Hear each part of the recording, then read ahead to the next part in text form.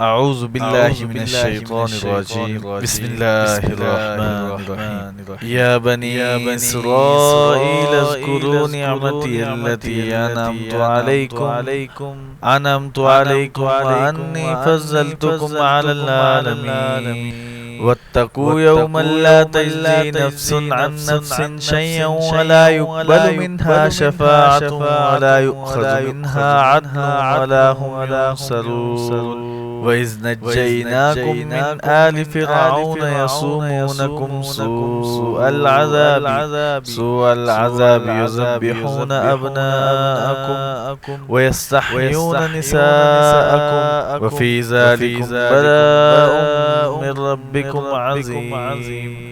وإذ فرقنا بكم البحر فأنجيناكم وأغرقنا آل فرعون وأنتم تنظرون. وإذ واعدنا موسى 40 ليلة ثم اتخذتم العجل من بعده وأنتم ظالمون. ثم عفونا عنكم من بعد ذلك لعلكم تشكرون. وإذ آتينا موسى الكتاب والفرقان لعلكم تهتدون.